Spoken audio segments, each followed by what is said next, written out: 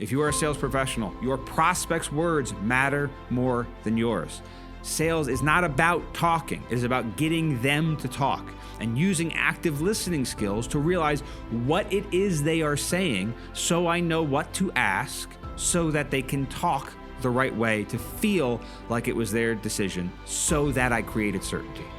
That is the goal. That is the sales professional, and that is what we train on. It is human behavior.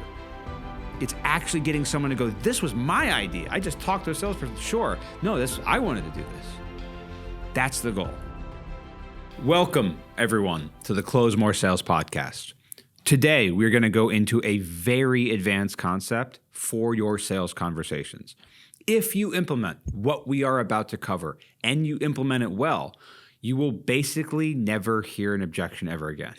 You don't lose to a competitor. You don't have prospects who are afraid to take action because of the market. You don't struggle to differentiate yourself from every Joe Schmo sales guy who's been wasting your prospects' time before. This is one of the single most powerful tools you could have in your arsenal. And most sales training barely touches on this at all. And the reason they don't really go into this is because most sales training sucks. And by extension, most salespeople suck.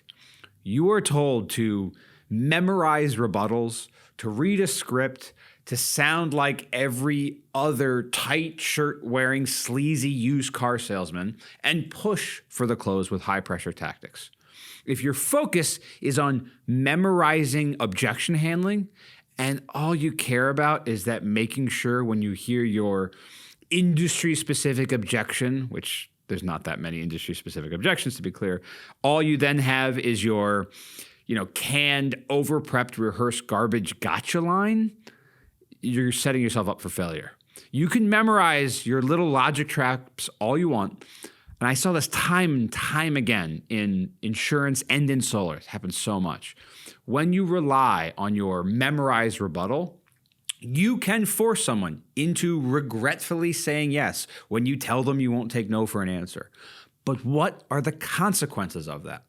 Buyer's remorse, cancellations, complaints from the credit card company, poor reviews online, no referrals, unhappy customers, and burned out salespeople. This is a tired path, and if you are on it, you are barreling towards a brick wall. We believe that not only do customers deserve a better experience, but so do salespeople. So do sales professionals running that process. On today's episode, we're going to talk about the concept of reframing objections and obstacles. So that no matter what is said to you, no matter what the concern, no matter the hesitation, you can position what it is you offer as exactly what your prospect is looking for. What we'll cover is incredibly advanced. So if you are brand new to sales, this episode might go a little over your head. That is okay. You can always come back to it later. In fact, one of the things I take the most pride in is hearing how many sales reps, and I heard this just last week, listen to an episode of the show multiple times to make sure the concepts hit home. I don't believe in dumbing down this stuff for the masses.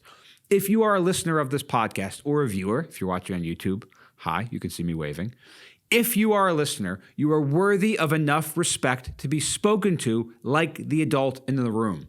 If some of what we cover seems too advanced for where you are right now and what you are focusing on currently, then come back to it later. This is meant to be consumed via repetition so that you can get better over time. That's the purpose of this show. What's the purpose of it? The purpose is to empower sales professionals and entrepreneurs to push themselves to grow, achieve unimaginable success without burning out, and ultimately transform their lives. I'm Ian Ross, and I'm obsessed with all things sales, and I work with teams across the world to make more money by asking better questions.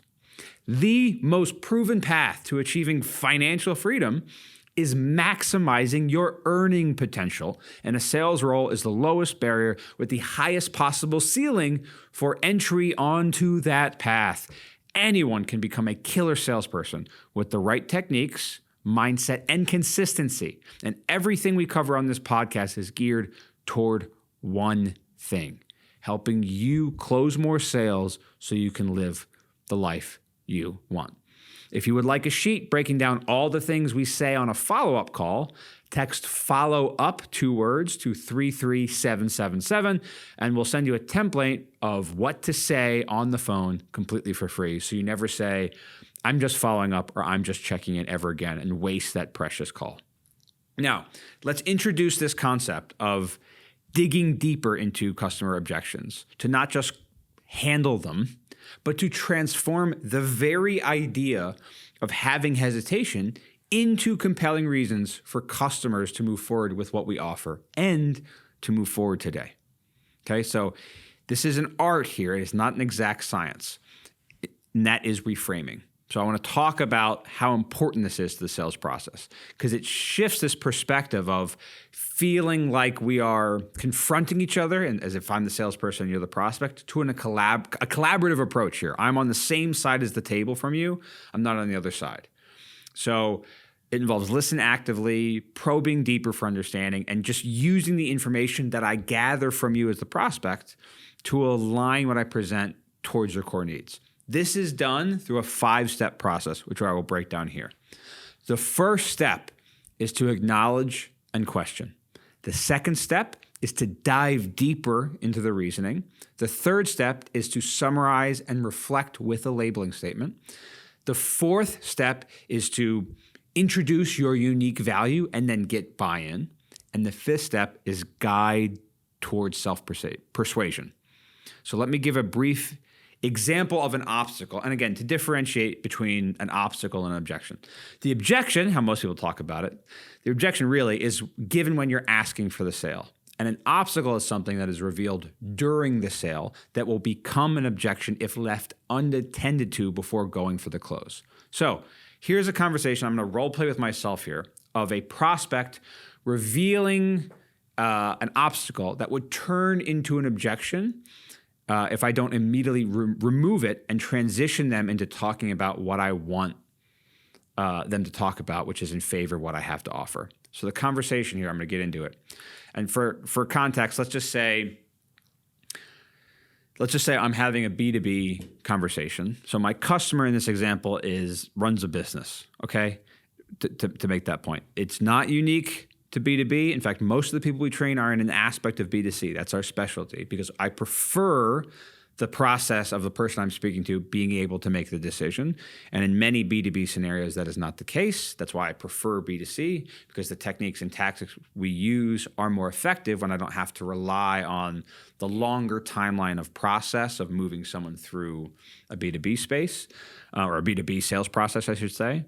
Though, because process and follow-up and how you present the actual proposal via email matters quite a bit in B2B, so many people in B2B actually don't focus on the tactical side because they get lost in the process, proposal, follow-up, sending emails, and differentiating yourself to then present the numbers, that they lose track of some of the things we cover, which is having a conversation when that person can make the decision. And if you are in a B2B sales role, it's worth thinking about how you can implement some of the things we were talking about to move someone through your process, whatever aspect that is. So this is a B2B conversation we'll be having. And in the conversation, I'll be the customer and I will be the salesperson at the same time. So I'll start with the customer line. Let's say they say the line, they're saying they like a feature that a competitor has.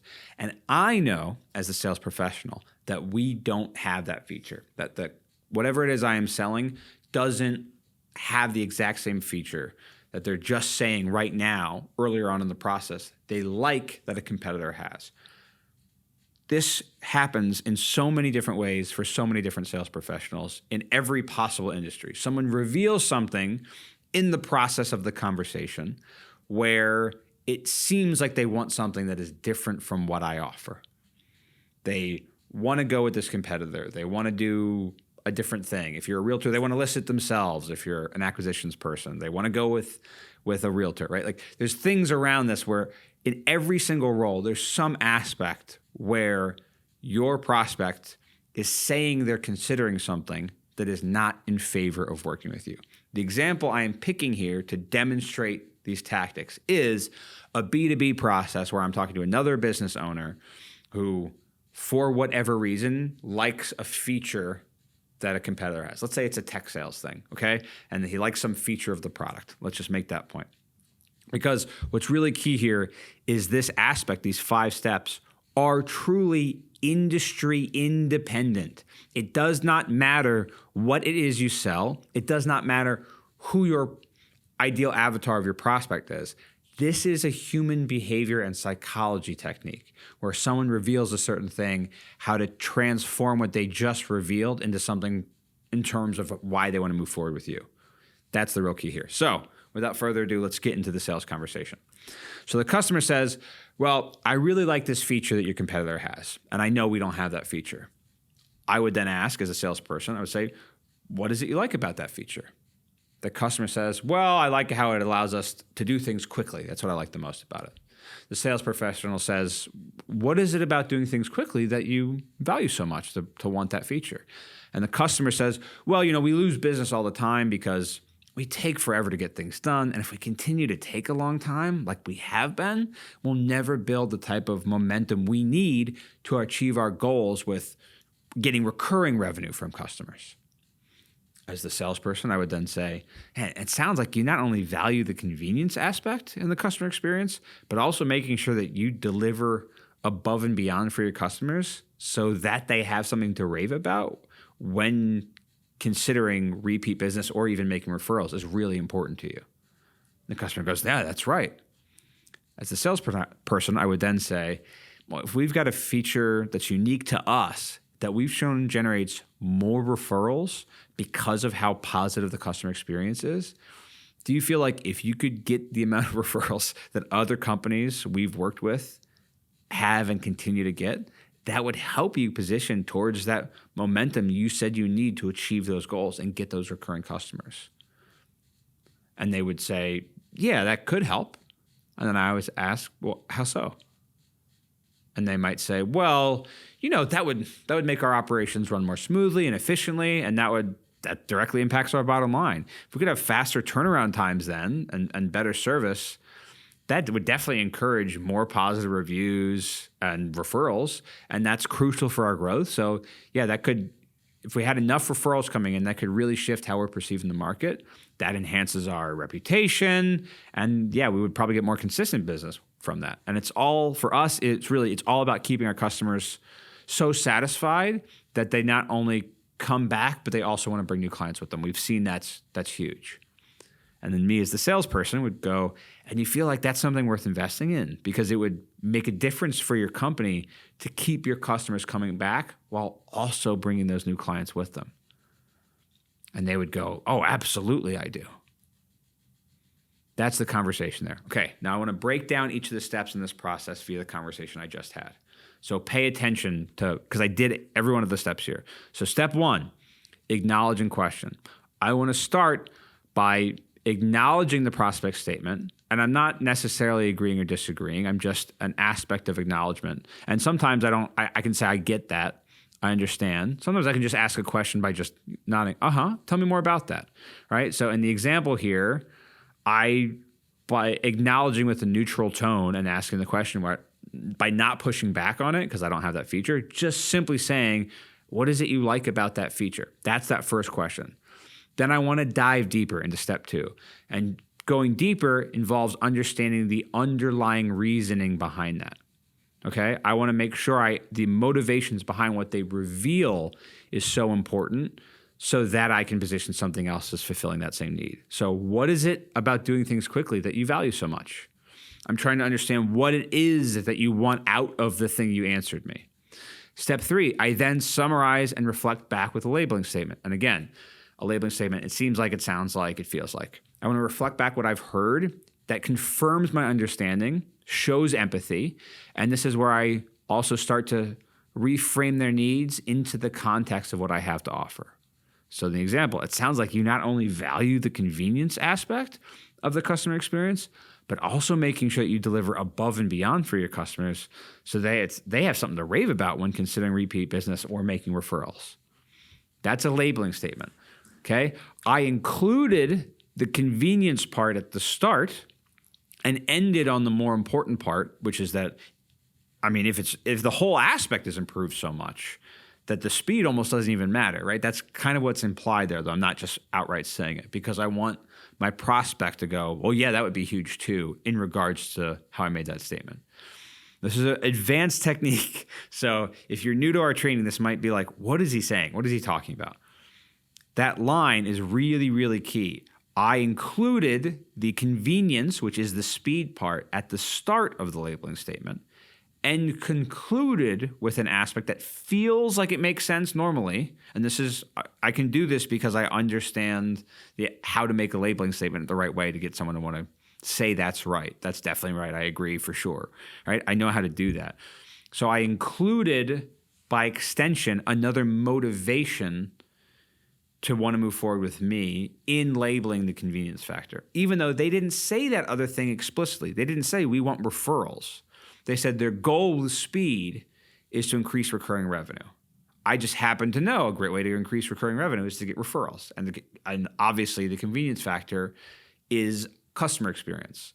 So the convenience factor is customer experience. It's not convenience for convenience sake. If they said, we like speed just because we believe in speed and that's it, I would still ask more questions. What do you believe about speed, right? I would still go deeper to make sure I could apply. But he didn't say that in that example, in that conversation. He simply said, oh yeah, we're trying to get recurring revenue to hit our goals. That's what we're trying to do. Okay, it sounds like you not only value convenience in the customer experience, you want to make sure that they have such a great experience that you get repeat business and maybe they're sending you referrals to hit your goals. Oh, that'd be great. The reason I did that is because in this example, I know that my company has a feature that gets a lot of referrals, right? For clarity, I want to talk about, before I continue on, this is an incredibly important thing to say. I want to be ethical when doing this process. I am not trying to be dishonest. I'm certainly not trying to outright lie. I'm not even trying to stretch the truth. I need to make sure I know what is important and what my company, what my service, what my product is capable of and known for. What are its unique selling specifics? Like what's good about it? What is the unique selling proposition for my product or service? What is my company good at? What does it say it does that differentiates it from everyone else? And if I can figure that out, I can look out for what my prospect says, where I could tie an aspect of what we do to the underlying meaning of what it is the prospect said. So when the prospect says, I like speed, and I seek more clarity and dig deeper, what do you like about speed? Well, speed means that people will love it and will get more recurring revenue. Okay, recurring revenue and speed is about customer experience. I can tie, because we get a lot of referrals with this other thing, I can tie that to the same type of need for why they're saying they like a competitor's feature that I don't have. Does this make sense? I'm repositioning what sounds to the unskilled, untrained salesperson, maybe not untrained, you might be trained the wrong way. The unskilled, the novice salesperson, I'll say, or the not experienced, masterful salesperson, what sounds like they want this thing that we don't have. I turn that into something where it feels like, wow, this other thing gets that even better than speed based on my need for the thing I expressed. This is really powerful. So I want to do this ethically. And if you do this right by understanding what it is you do, what it is the product you're going to recommend, what is it known for? What is good about it? What is the emotional benefit underneath what's good about it? If you understand that about your product, you can then apply that to what's underneath the hesitations and concerns that a prospect might say to you in the span of a conversation. I want to make that here. So step 4, the objective is to seamlessly integrate the introduction of your unique selling proposition with a question that encourages the prospect to consider how your solution meets their expressed needs and goals. The example I gave in this is, if we've got a feature that is unique to us, that we've shown generates more referrals because of how positive the customer experience is, do you feel like that could help position you towards the momentum you said you need to achieve your goals? Okay, that's the key here. I want to make sure in that line, I'm getting buy-in while also including my unique value proposition. Sometimes that's it's not as obvious, right? Sometimes it doesn't always come out in the exact same breath like that one, because it might take you longer to say what is unique about what you do, depending on what it is you sell and how quick it is to come to you. But I want it to be viewed as one step, because the more seamlessly your unique selling proposition is brought in with the buy-in for expressing, do you feel like that would help you do what you said you're trying to achieve? The closer I can tie those together, the more effective that will be as its own step to move on. In the guided persuasion part, it includes the aspect of asking how so, and then I also want to elaborate even more to continue along with it, right? So after I ask the buy-in question, do you feel like that would be helpful? I then go, how so? And that's prompting them to explain even further and start talking about how they want to convince themselves. Then I want to wrap that up by an inclusion aspect here, include it all together. And you feel like that's something worth investing in, because it would make a difference to your company to keep your customers coming back while also bringing new clients with them. I'm using their own words back at them while also bearing within this the idea that this is worth investing into. I started with that and concluded with the more important aspect as to what they just told me as to why they want my product. All right. What was the prospect not talking about when I did this? The competitor. When I'm asking how so, tell me more about that. They are not talking about the competitor's faster feature that they just started telling me they liked. And once I figured out why they liked it, I replaced it in their brain entirely and then got them to elaborate as to why what I offer is actually more valuable. That's the real key and the goal of this technique. Okay, this is done through strategic questioning.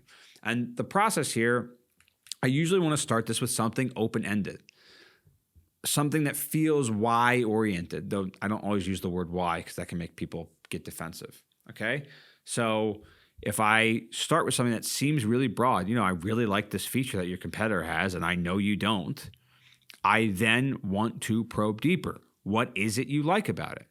Okay.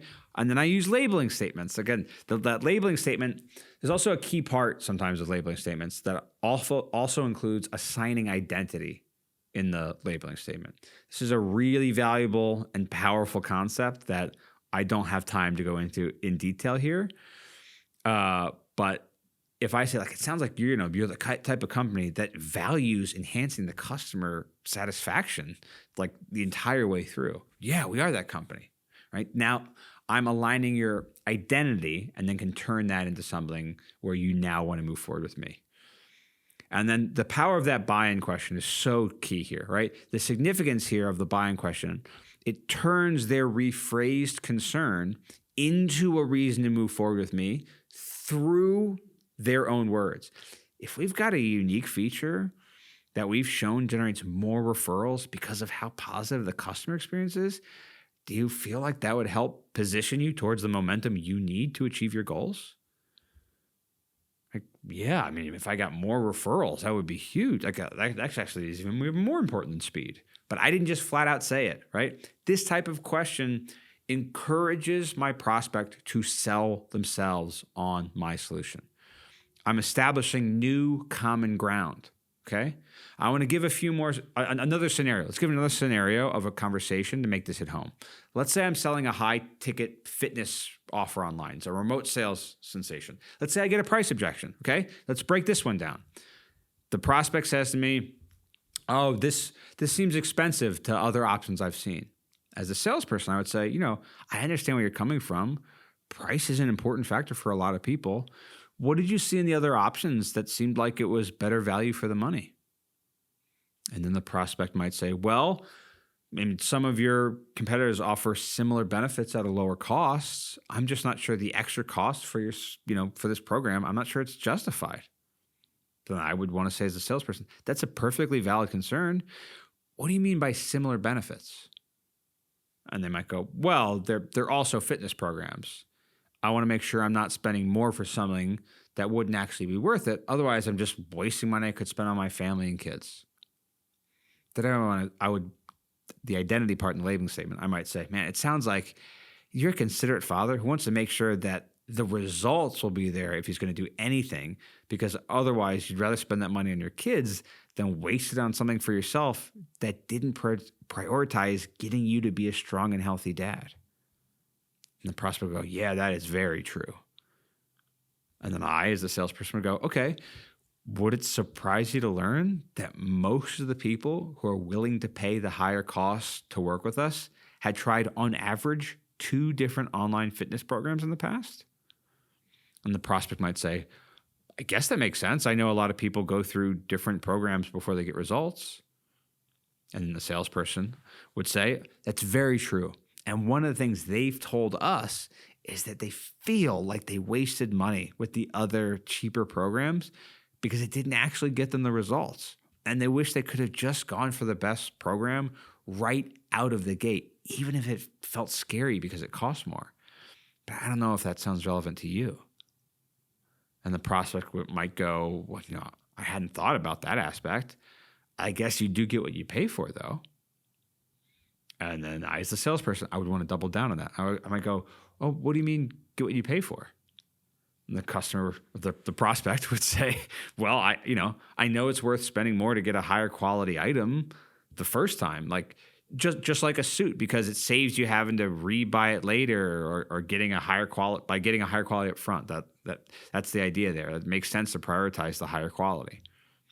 And as a salesperson, I'd want to double down on it. I'd go, that's exactly right.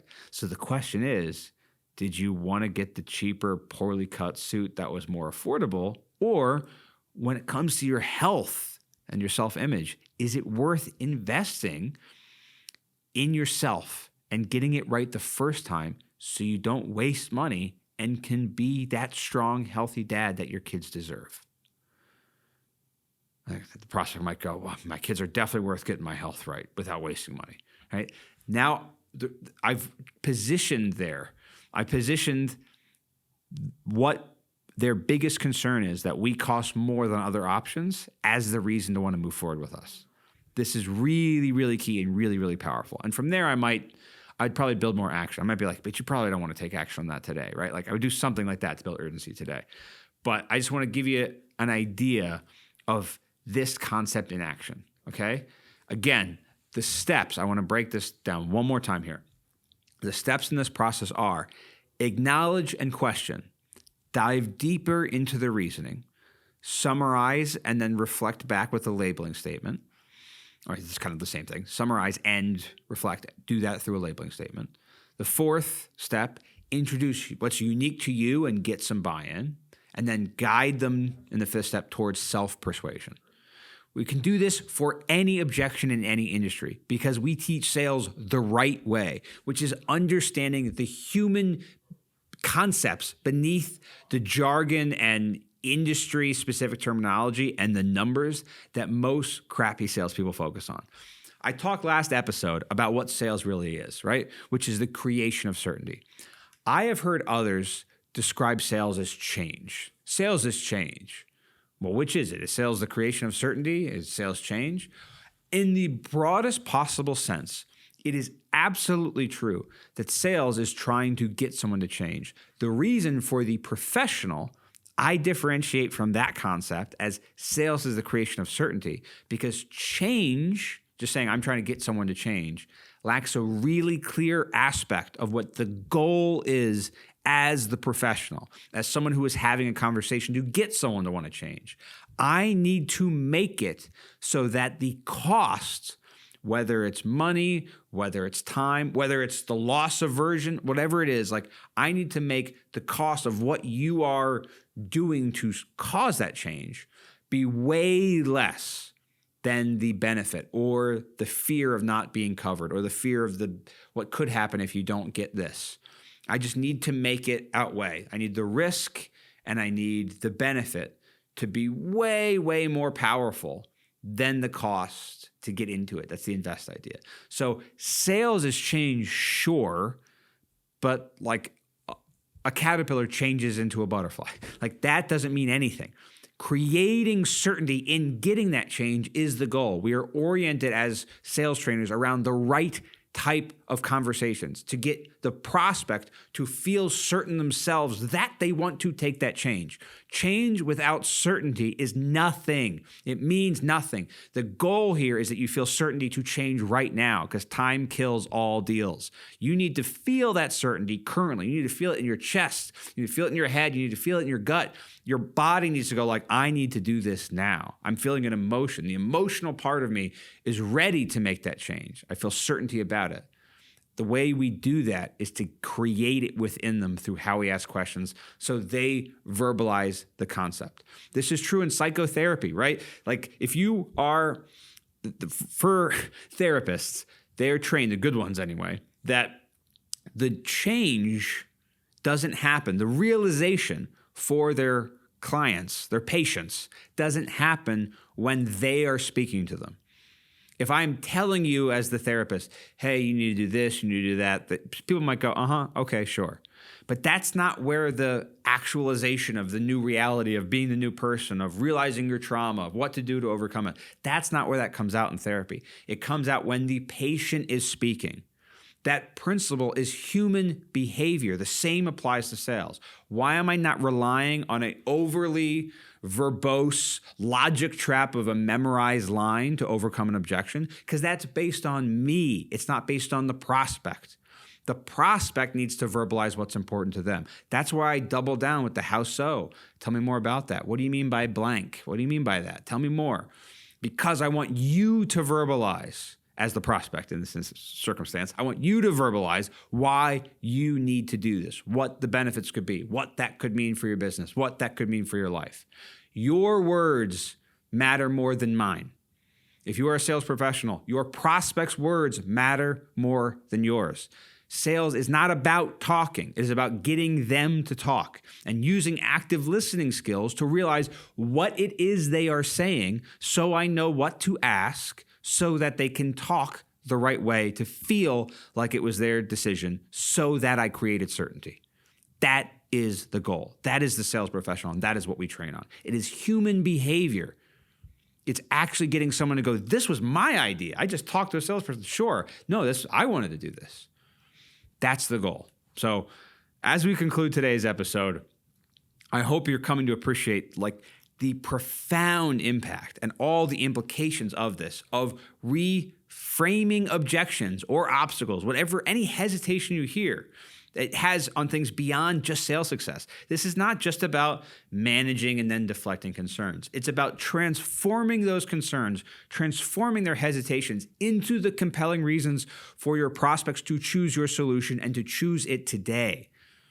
It's not about trickery or manipulation, though for untrained people or people new to this concept, it might seem like it. It is about aligning your offering with the true needs and desires of your clients in a way that is both genuine and impactful. By mastering the art of reframing these objections, you move beyond the basics of sales into a realm where you are actively collaborating with your prospects to achieve the mutual goals of you getting to sell your thing and them getting what they want. This skill, while advanced, is fundamental to elevating your role from a basic transactional salesperson who relies on memorizing canned lines to a master who can seemingly summon commission checks out of thin air. When you can guide a prospect through their objections and lead them to see your product or service as the key to solving their challenges, you create not just a customer, you create a champion for your company, for your brand, whatever it is you're selling. This shift doesn't just increase your closing rate. This builds lasting relationships. It leads to repeat business. It leads to valuable referrals. Every interaction, every conversation you have is an opportunity to practice and perfect this technique. And the more you do it, the more natural it will become. And we can guide you to those steps. One more time, just to make sure you hear it. The steps here of reframing this way. 1, acknowledge and question. 2, dive deeper into their reasoning. 3, summarize and reflect back with a labeling statement. 4, introduce your unique value and then get buy-in into that value. And 5, guide them towards self-persuasion. If you are ready to start reframing objections and want to learn more about how to apply these principles consistently and effectively by joining an elite group of sales professionals and entrepreneurs, text CLOSE to 33777. we'll see if we can help you out, okay? Keep pushing. Keep growing. The life you envision for yourself is on the other side of mastering what we talk about on this show. I'm Ian Ross. Boy, I got excited there. I'm Ian Ross. This has been the Close More Sales Podcast.